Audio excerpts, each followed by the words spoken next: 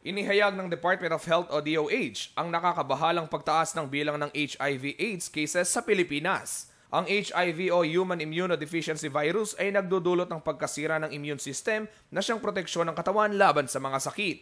Ang pagkalat ng HIV sa katawan ay nagdudulot ng Acquired Immune Deficiency Syndrome o AIDS na nagpapahina ng husto sa pangangatawan ng tao. Batay sa datos ng DOH, umabot na sa 12,082 kaso ng HIV/AIDS ang naitatala ng simula ng kanilang kagawaran ang kanilang pagbibilang mula pa noong taong 1984. Enero lamang nitong taon, nakapagtala na ang kagawaran ng 380 kaso ng HIV/AIDS sa buong bansa.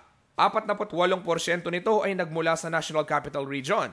15% naman ay galing sa Region 4A o Southern Tagalog, habang 7% naman ang naitatala sa Central Luzon. Ayon kay Dr. Jessie Fantone, hepe ng Regional Epidemiology and Surveillance Unit ng rehiyon, kapansin-pansin ang paglobo ng bilang ng kaso ng HIV/AIDS sa pagsisimula ng taon. Itong month ng January, actually ito na yung highest so far na monthly total.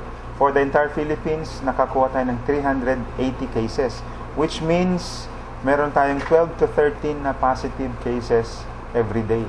Ayon kay Fantone, salik umano ang dami ng populasyon sa mga nasabing lugar kung bakit malaki ang natatalang bilang ng kaso ng HIV/AIDS. Nilinaw naman ng opisyal kung bakit sa naturang mga rehiyon mataas ang bilang ng mga kaso ng karamdaman. Dito kasi yung mga urban areas, dito nag-iipon-ipon yung mga tinatawag natin most at-risk populations. Since urban sila, maraming mga sex workers, dahil mga urban areas ito, dito maraming mga laboratory. Pwede rin na marami dito nagpupunta para magpa-exam. Lalo ang hindi pwedeng dumadami dahil talagang may epidemic, baka dumadami lang dahil marami nang aware at marami nang gustong makaalam ng kanilang HIV status. Dito sa Central Luzon, nangunguna ang lalawigan ng Bulacan na may 45 kaso ng HIV/AIDS. 27 naman sa Pampanga habang 13 sa Nueva Ecija. Paliwanag ni Fantone, 80% umano ng naitatalang kaso ng HIV/AIDS ay nagmumula sa homosexual at bisexual groups. Kasi may studying ginawa na yung most at-risk population na men who have sex with men engage in multiple partners, frequent sexual encounters, and unprotected sex.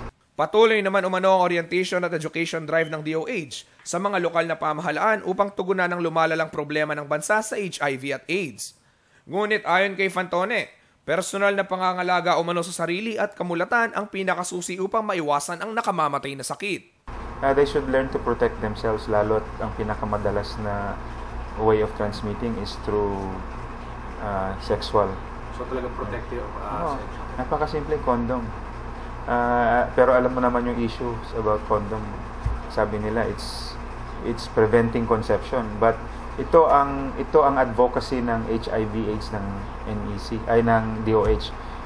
We are not preventing AIDS, the condom is not for contraception, but we are promoting it to save lives. Ako si Justin Dizon, alerto, alisto sa pagbabalita.